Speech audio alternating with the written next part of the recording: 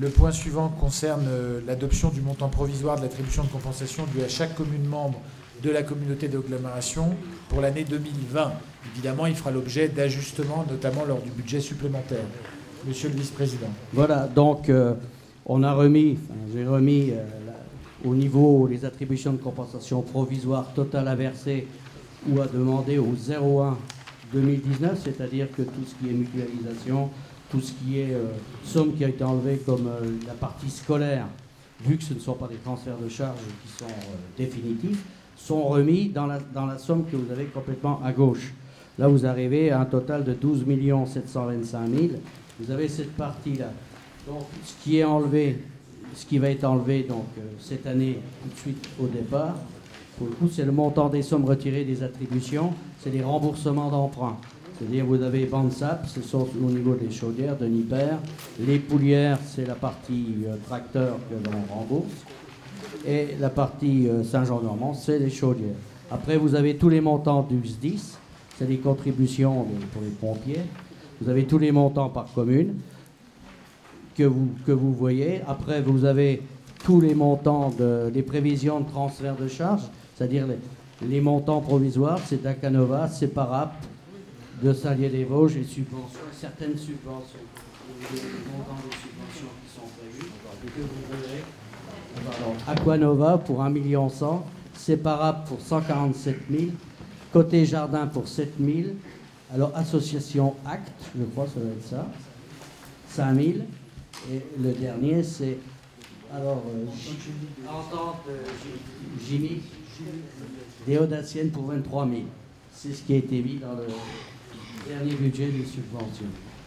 Donc après vous avez les sommes retirées des attributions provisoires, c'est-à-dire RH, c'est-à-dire la partie mutualisation, 950 000, et vous avez le montant des sommes retirées des attributions scolaires, 210 000, c'est surtout la commune qui travaille le plus, et voilà, c'est la commune de Saint-Lieu.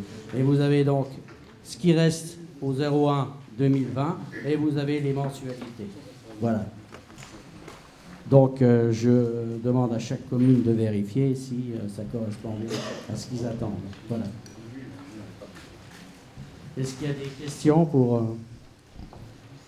Et on précise qu'au budget supplémentaire, donc, le principal ajustement concernera précisément le montant des attributions de compensation qui sera revu à la hausse par rapport à ce qui figure dans le budget primitif. Voilà. Vous voyez déjà que les attributions sont à 8 262 000. Elles descendent par rapport aux 12 millions d'entrées, on est à 8 262 000. Voilà. Y a-t-il des questions? Vous retrouvez vos... Oui, Michel. C'est juste pour rappeler quand même que ce que je le dis, c'est quand même des documents publics, quoi. Je rappelle quand même que ce n'est pas toutes les communes qui perçoivent la compensation. On est 7 communes, il y a 7 communes, je viens de faire le total là, il y a 7 communes qui versent, pour X raisons. Hein.